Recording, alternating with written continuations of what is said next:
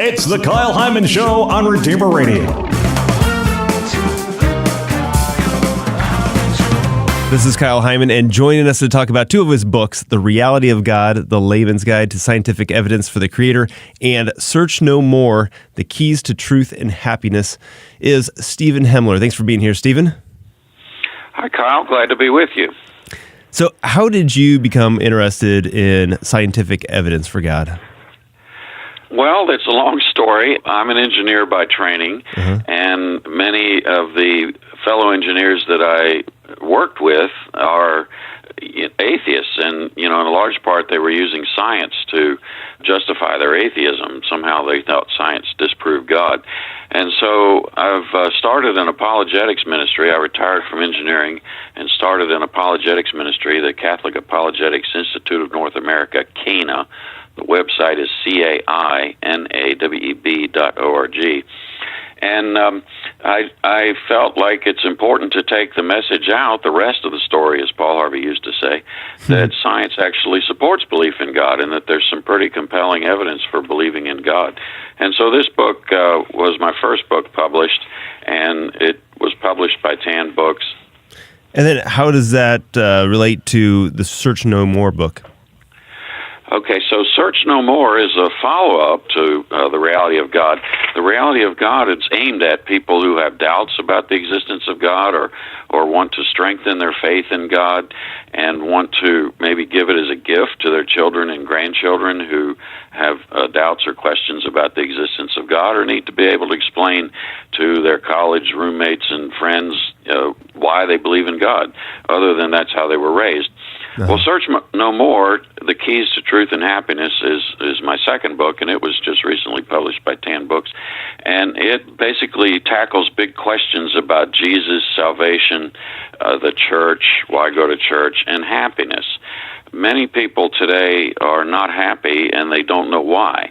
And so this book is building on St. Augustine's insights that our hearts are restless until they rest in God. So it makes the case that Jesus and his church are the keys to truth and real happiness. And the keys in the subtitle refers to Jesus' words to St. Peter when he gave the church the keys to the kingdom of heaven. And so that's where we find the truth and the happiness we're looking for. So Search No More is not really aimed at atheists. The first book, The Reality of God, is aimed at people who have doubts about God's existence. So this book, Search No More, is aimed at people who may consider themselves spiritual but not religious. They believe in God, but they don't belong to church.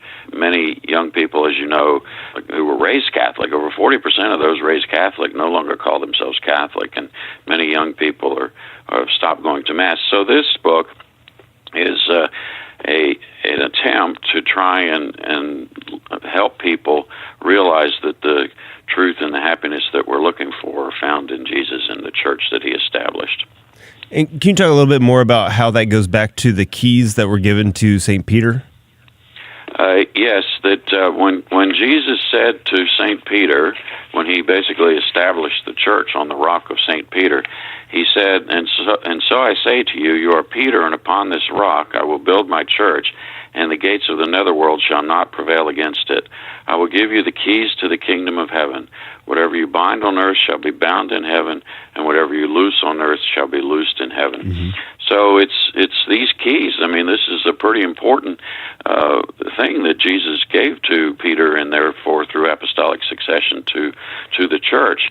And that's where we find the truth and the happiness that we're looking for is in the church that he established and gave the keys to truth and happiness to. And I know a lot of people would say, with all the abuse that's happened in the Catholic Church, it's hard for me to even consider the Catholic Church. How would this book help with that? Yeah, it addresses this directly in the chapters on the church towards the end. And, of course, these sex abuse and cover-up scandals are certainly terrible and have greatly damaged the credibility of the Catholic Church's witness. But an important thing to realize is that the church is not a haven for saints, but a hospital for sinners. Mm-hmm. And so that's where we go to seek the help and the healing that we need in life. And so it's not unexpected that there would be sinful people in the church. even those who are, are shepherds and supposed to be not doing these sort of things. But these scandals do not, of course, negate the wisdom and truth of the Church's divinely inspired teachings, nor do they prevent us from finding true happiness and joy in her service-oriented community and sacramental graces, especially the Eucharist. We are what we eat. And so if we receive the body and blood of Christ, then he comes to us and helps transform us into more to be more like him. So it's in the church that we can find the growth and the help and the healing and the happiness that we're looking for in life. We're talking with Stephen Hemler, the author of Search No More, The Keys to Truth and Happiness, which I think is something that we're all looking for. And one of the things that you discuss in the book, which I think is very interesting, you talk about near-death experiences. What can we learn from those?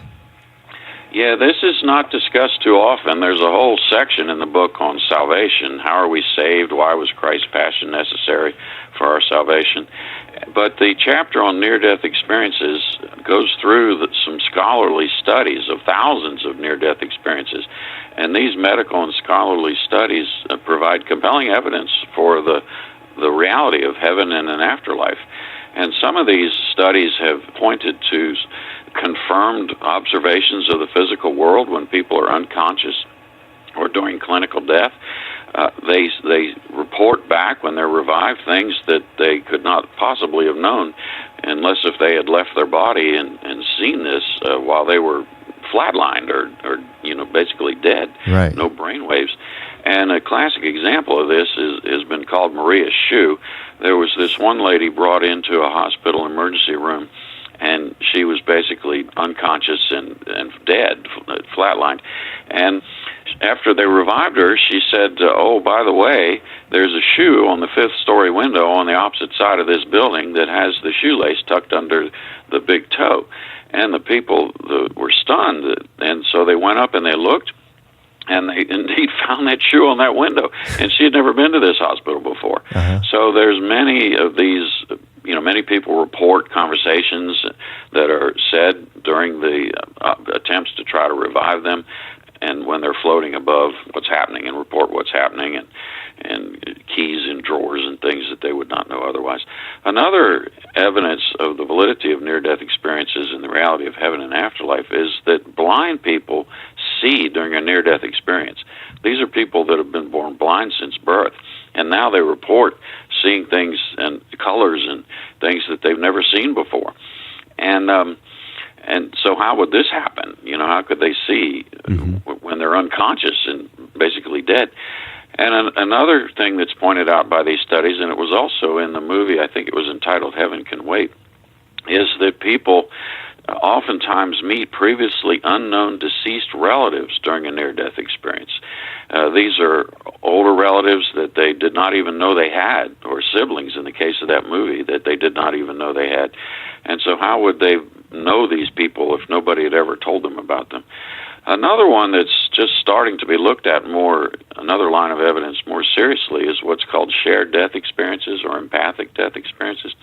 And this is when a person is having a near-death experience and there are friends or relatives in the room there with them, and they basically share in that experience. They report leaving their body and having some of the same sights and sounds that the person is having during the near-death experience. So this is hard to explain too. How do they both come back? When they are finished, and how do they report the same things?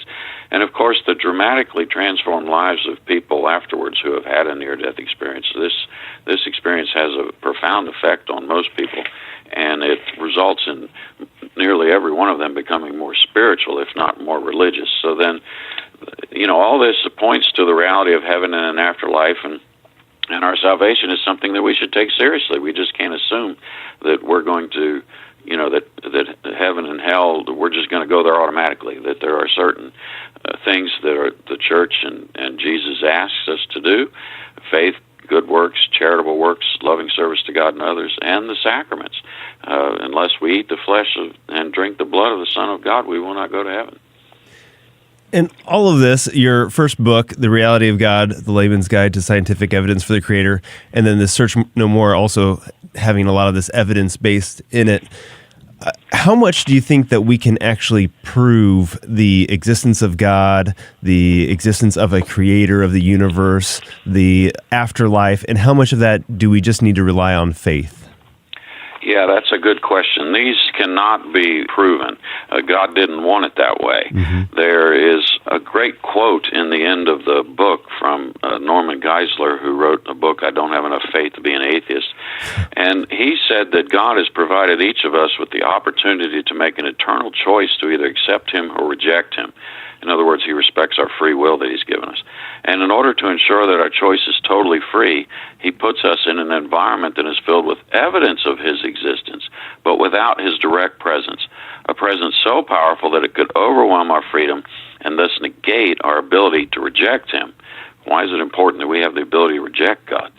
So then he goes on. In other words, God has provided enough evidence in life to convince anyone willing to believe, yet has also left some ambiguity so as not to compel the unwilling. In this way, God gives us the opportunity to either love him or reject him without violating our freedom. For love, by definition, must be freely given. It cannot be coerced. So it's our choice. We have a choice. There is compelling evidence for those willing to believe, but it's our choice to, like the Baltimore Catechism said, to freely choose to know, love, and serve God. True love can't be forced. I can't force someone to love me. You can't force someone to love you. Even God can't force anyone to love him. So he wants us to voluntarily choose to know, love, and serve him. So there will not be absolute, rock-solid, 100% proof in the scientific and material sense that we're used to today. Although there are some pretty strong philosophical and even compelling evidence within that science has discovered that I discuss in this book. The three lines of reasoning in the first part of the book are the Big Bang and how this from nothing comes nothing, and so there has to be a reason to explain something, a cause for what we now have in the universe.